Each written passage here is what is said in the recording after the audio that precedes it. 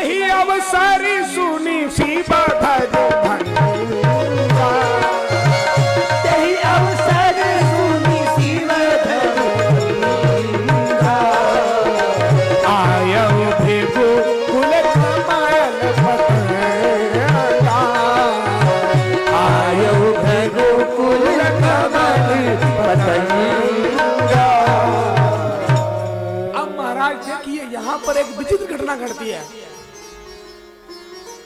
एक तो धनुष नहीं टूट रहा था, पहली समस्या। धनुष टूट गया तो मल्यार्पण में समस्या, मल्यार्पण हो गया फिर समस्या खड़ा। क्या?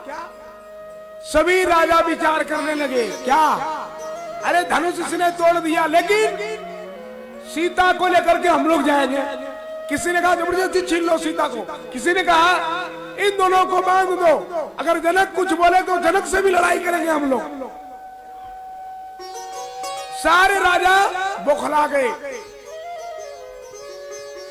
कोई कहता है मैं ले जाऊंगा, कोई कहता है कि मारो, कोई कहता पकड़ो, अब जब राजा कोलाहल करने लगे, उसी समय उसी बीच में श्री शंकर भगवान का शीशे परशुराम जी का आगमन हो जाता है। ते ही अवसरी, इस अवसर में कोलाहल मच रहा था। सुनि शिव धनु भंगा,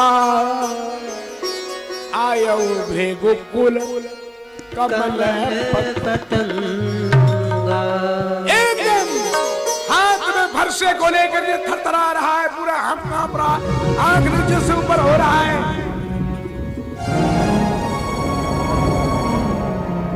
सभी राजा जो परशुराम जी को देखा हो, देखी महीपी और सकल सकुचा ने, और बाग झपट जनु लवा लुकाने। जैसे बाज पक्षी के झपटने से लोग लुकाने छिपाने लगते हैं, छिपने लगते हैं, उसी प्रकार से परशुराम जी के आते ही सारे राजा दुबकने लगे। कोई कुर्सी के नीचे, कोई उधर, कोई उधर, कोई उधर। तू समेत कहीं कहीं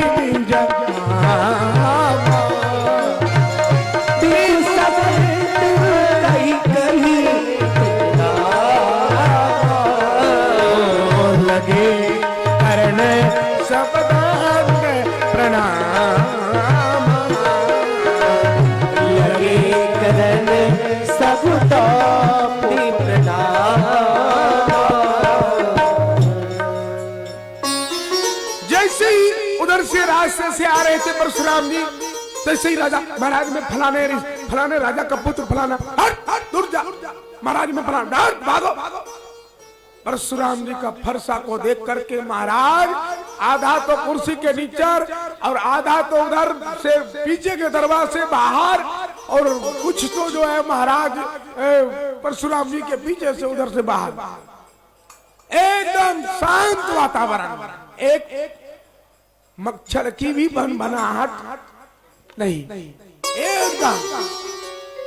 और बड़ा शोर मच रहा था। परशुराम जी के आते ही सब रफा दफा, 1 2 3। जनक जी को देखा, जनक जी से पूछा, हे जनक, ये बताओ इस दरबार में इतनी भीड़ कैसे, क्या कारण है?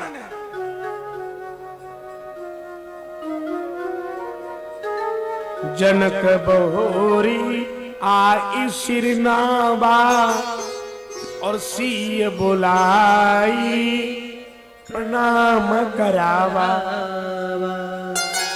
जनक जी ने सोचा कि अगर पहले बता दूंगा कि ये धनुष के कारण भीड़ हुआ है तो गड़बड़ हो जाएगा, तो सबसे पहले सीता जी को आशीर्वाद दिलाओ।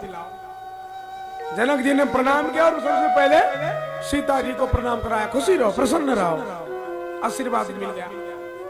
इसके बाद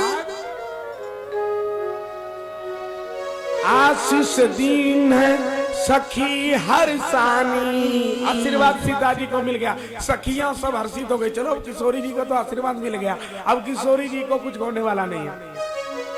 हाँ, सुखी रहो। अब पत्नी के लिए, पत्नी सुखी कब रहेगी? जब सुहाग सुखी रहेगा। अब पत्नी को आशीर्वाद मिल गया तो मतलब सुहाग को कुछ होने वाला नहीं है। सखी सब हर्षित हो गई।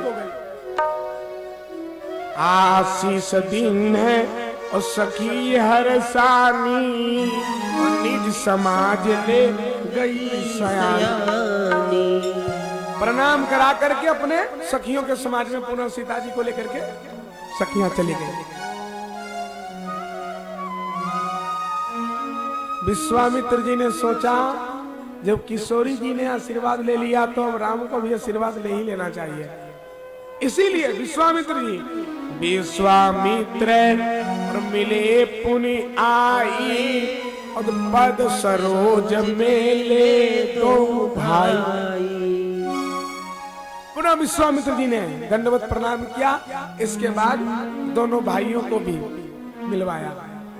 दोनों भाई को भी राम ही चितई रहे थकी लोचन, और रूप अपार मार मद मोचन। राम जी को जब देखा है कौन, श्री परशुराम जी ने, ओह तो कुछ देर तक देखते रह गए। वाह रे वाह, क्या सुंदर स्वरूप है।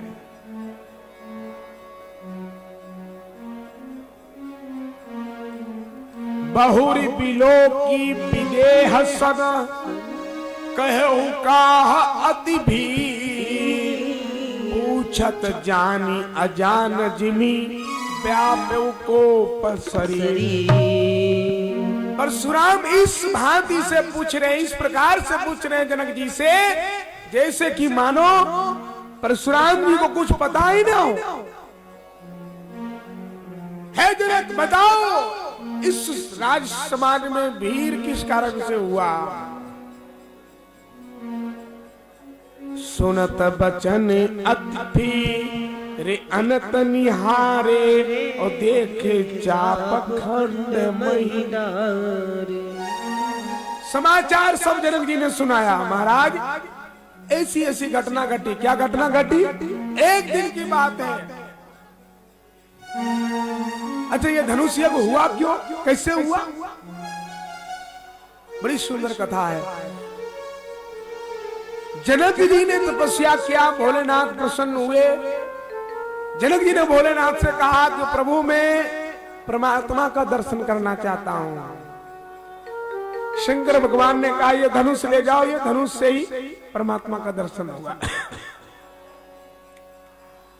अब धनुष को लेकर के जनक जी आ नहीं पाए। कौन पहुंचाया? परशुराम जी ने।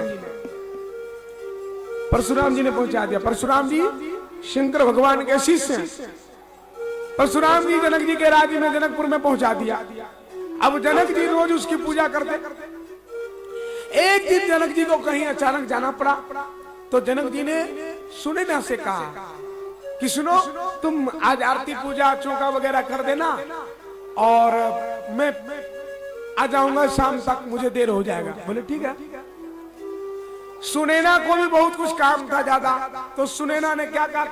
सीता जी 5 वर्ष के उस समय थी, तो सुनैना ने कह दिया किशोरी तुम एक काम कर, तुम ये धनुष का पूजा पाठ कर लेना। अब हुआ क्या, किशोरी जी भी खेल खेल में समय ज्यादा हो गया। अब विलंब हुआ, फिर गई और जाकर के धनुष को एक हाथ से, बाएं हाथ से उठा लिया और उठा करके चौका देने लगा। और तब तक जनक जी आ गए। तो जनक जी आ गए तो सोचे देखें वो धनुष का पूजा हुआ कि नहीं हुआ, और नहीं हुआ हो तो थोड़ा समय है, चलो हम ही कर डालते हैं। जनक जी जैसे गए धनुष के जहां रखा था, तो दरवाजे से जैसे झांका तैसे क्या देखा कि 5 वर्ष की किशोरी एक हाथ से धनुष को उठा करके और वहां पर निपाई कर रही है। अब जनक जी को बड़ा आश्चर्य लगा कि जिस धनुष के बल को मैं रोक नहीं पाया, लाने की बात दूर रही, थाम नहीं पाया, उस धनुष को ये 5 वर्ष की किशोरी ने बायां हाथ से उठा लिया। ये कोई साधारण ये कोई साधारण कन्या नहीं, ये कोई बड़ी शक्ति है। लगता है कि इसी के कारण, इस धनुष के कारण ही परमात्मा का दर्शन होगा। ये तो भगवान शंकर ने कह दिया। तो इसका मतलब अगर इसमें इतनी शक्ति है तो इससे भी ज्यादा शक्ति वाला जो भगवान विष्णु है वो भी जोड़ा यहीं कहीं अगल बगल में होगा। अगर हमारे घर में लक्ष्मी है तो इसकी जोड़ी भी अगल बगल ही कहीं होगा। तो प्रण कर लिया, आज प्रण करता हूं कि धनुष को जो तोड़ेगा उसी के साथ विवाह होगा, और धनुष को कोई एरू गैरू नहीं तोड़ पाएगा जो इससे ज्यादा शक्तिवान होगा। इससे ज्यादा शक्तिवान भगवान तो परमात्मा है। इसका मतलब उसको तोड़ने वही आएगा। तो प्रण कर लिया भाई धनुष। परशुराम जी ने कहा कि ये धनुष को किसने तोड़ा। जब धनुष को देखा तो सारी बात सुना दिया।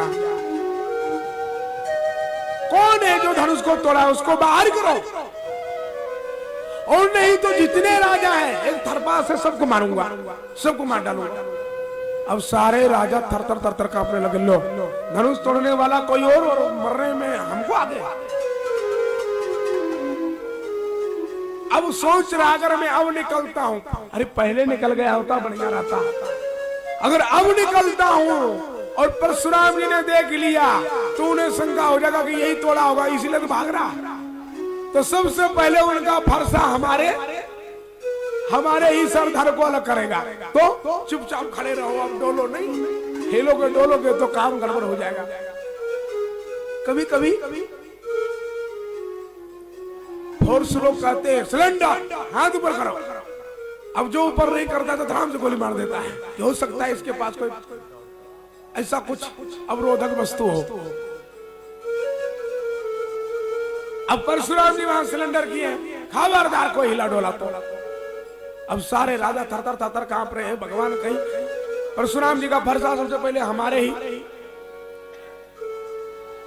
परशुराम जी ने कहा, हे जनक, जिसने भी इस धनुष को तोड़ा है शास्त्र बाहु के जैसा मेरा दुश्मन है, उसको अलग करो, और नहीं तो सभी राजा मारा जाएगा। लक्ष्मण जी ने कहा, ओहो लो, इतनी ये वो। लक्ष्मण जी का आंख गुस्से में लाल हो रहा। तब तक राम जी ने देखा कि कुछ गड़बड़ हो जाए। इससे पहले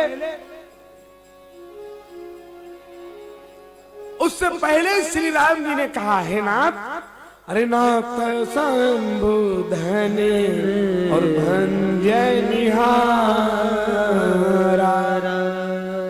और हो केऊ एक दासी तुम्हारा, और नाथ संबुधने भंजय निहारा। हे नाथ, आप का धनुष जिसने भी तोड़ा, शंभू का धनुष जिसने भी तोड़ा है, वो आपका कोई दास ही होगा। है दास? परशुराम जी ने कहा दास? बोले हाँ। अच्छा, वो दास के साथ जो लड़ाई करे, करता है लड़ाई और कहलाता है दास। शिव धनुष को तोड़ करके वो मेरा दास कैसे हो सकता है? अरे ये शिव धनुष मेरे गुरु का धनुष है, और मेरे गुरु का धनुष को जिसने खंडित किया, अपमान किया, वो मेरा शत्रु के बराबर है। वो मेरा दास नहीं हो सकता। कौन है वो? राम जी ने कहा, हे महाराज, जो भी तोड़ा होगा वो आपका सेवक होगा। बोले सेवक वो है जो सेवा करे, जो लड़ाई करे वो सेवा थोड़े है। इसीलिए उसको समाज से अलग करो, और नहीं तो सभी को मार डालूंगा। लक्ष्मण जी ने मन में विचार किया है, हमारे प्रभु निवेदन कर रहे हैं और ये ताना पे ताना दिए जा रहे हैं। लक्ष्मण जी बोल पड़े, महाराज क्या बात है?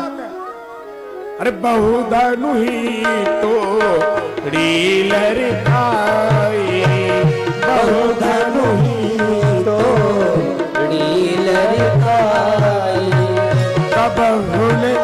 असरिस कीन गोसाई। करहु न असरिस कीन गोसाई। अरे महाराज मैंने तो बचपन में बहुत से धनुष तोड़ दिया खेल खेल में, आपने कभी ऐसा गुस्सा नहीं किया, आज किस कारण से गुस्सा कर रहे हो? यही धनु पर ममता के ही हेतु सुनी साई कह भृग कुल केतु। लक्ष्मण ने कहा है मुनिवर, इस धनुष पर ममता किस कारण से है, आप मुझे बताइए। अब जैसे ही लक्ष्मण जी ने कहा कि इस धनुष पर ममता क्यों, परशुराम जी का क्रोध जलती हुई अग्नि में जिस तरह घी डालने से धधक उठती है, उस तरह से परशुराम जी धधक उठे। रे नृप बालक काल समा बोलत बतन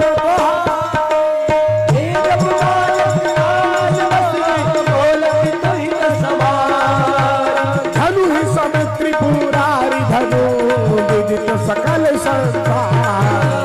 धनु ही सब त्रिपुरारी धनु विदित सकल संसार।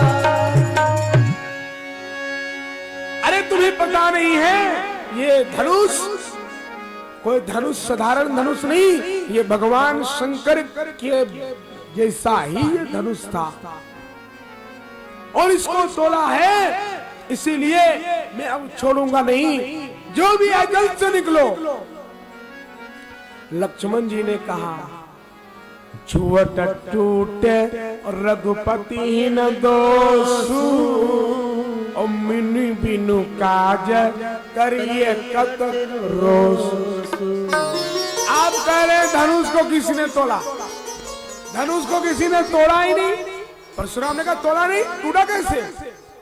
बोले तोड़ा नहीं, टूट गया। कैसे टूट गया? बोले छूते टूट गया। इसमें रघुपति ही न दोषु, राम जी का कोई दोष नहीं। राम जी ने ये तो टूटने के लिए पहले से तैयार था। अगर टूटना होता तो इतने राजा लोग तोड़ना चाहे क्यों नहीं टूटा? ये पहले से विचार करके बैठा था कि मैं राम जी के हाथ के टूटूंगा, इसीलिए तो जैसे राम जी ने हाथ लगाया और तैसे ये टूट गया है। अगर बल से और ताकत से टूटना होता तो राजा बल 10,000 राजा मिलकर के तोड़ना चाहे, काहे नहीं टूटा? इसका मतलब है कि ये बल से नहीं तो राम जी के छूने से टूटा है। बोले छूने से टूटा है, लेकिन टूटा तो राम से? बोले हाँ। बोले अरे अगर छूने से भी टूटा तो भी तुम मुझे नहीं जानते हो। बाल ब्रह्मचारी अति कोही और विश्व विदित क्षत्रिय कुल द्रोही।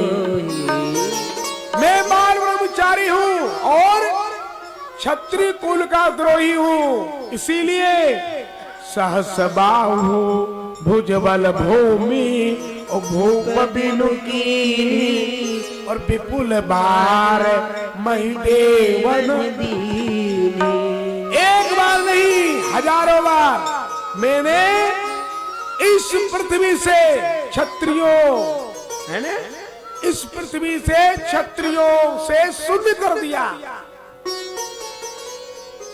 और हजारों बार मैंने क्षत्रियों को शून्य करके और राजगद्दी ब्राह्मणों को दे दिया। इसीलिए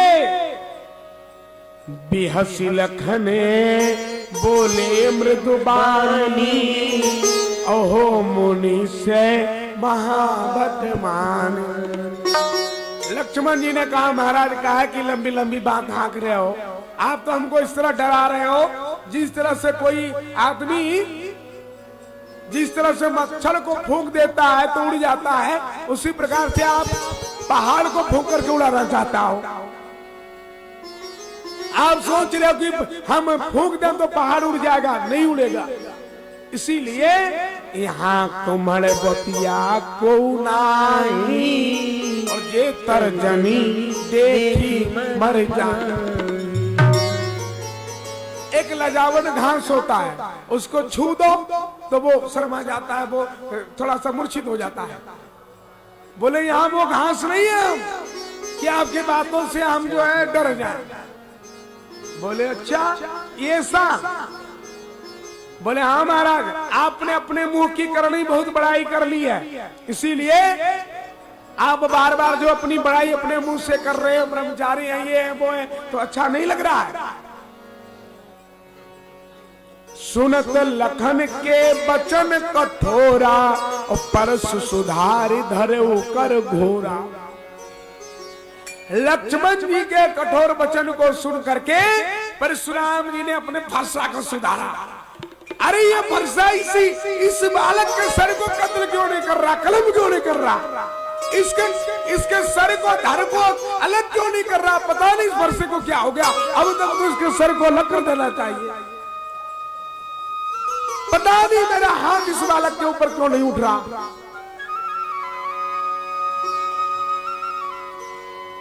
अब महाराज तब तक राम जी आ गए सामने। जब देखा कि परशुराम जी ज्यादा ही क्रोधित हो गए तो राम जी आए, हाथ जोड़े और कहे कोसी के कहा और क्षमीय अपराधु और बाल गुण दोष गणहीन साधु। राम जी ने प्रणाम किया और बोले हे सरकार, अरे बालक का जो है अपराध साधु लोग गिनते नहीं, इसीलिए आप साधु पुरुष हैं। बालक ने अगर कुछ अपराध कर दिया है तो मैं निवेदन करता हूं क्षमा करिए।